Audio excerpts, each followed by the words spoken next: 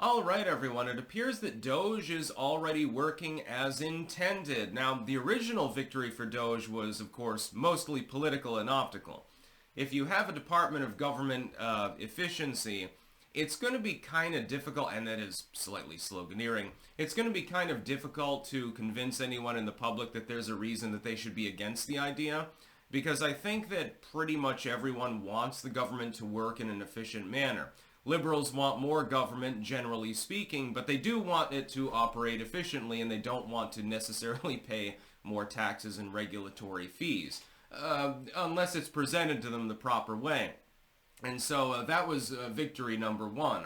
The fact that it's pretty hard to assail it at all, and the only way that they could criticize it is saying, well, it won't work.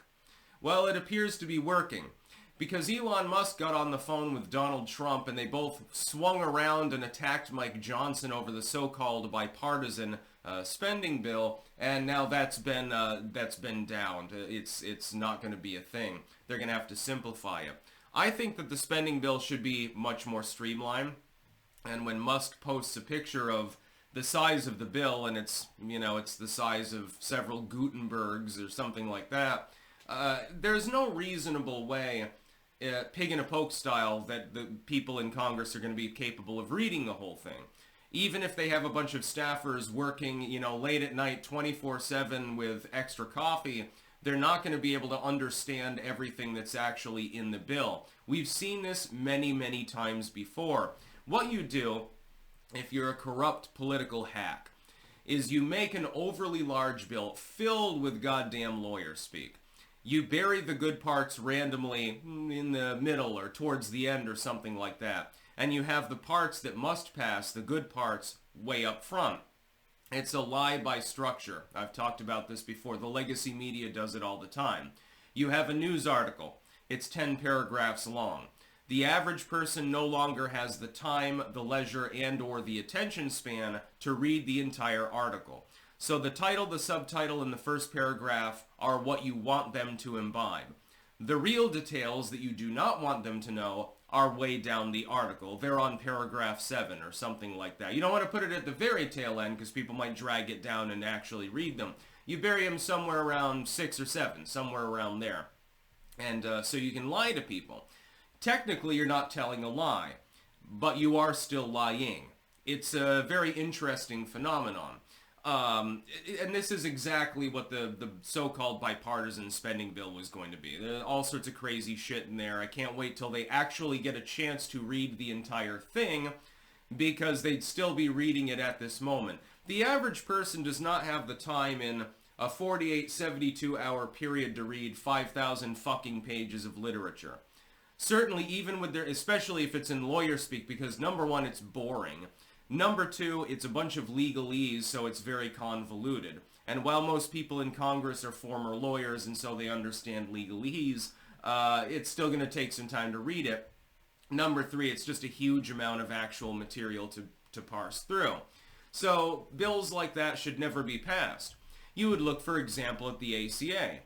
When it was presented, Nancy Pelosi said, well, you have to pass it in order to find out what's in it. So don't even bother reading it. Yeah, I know it's like, what was it, 20,000 pages or some crazy shit like that. I realize that this is a lot of material to cover, so don't bother covering it all. Just vote yay. And what could have possibly happened? The Patriot Act, another great example. Well, you want to be patriotic. Think of the kids. We're trying to protect our children and stuff like that. Well, that's not all that was in there. There's a bunch of censorship and a bunch of other crazy crap that has nothing to do with national security at all. It's called pig in a poke. Being sold a pig in a poke is a term that more people should know about. You can go ahead and Google it if you don't believe me. This happens all the time within government. We must pass this, but we've got all these riders that you don't actually have to pass at all the pork barrel spending and shit like that.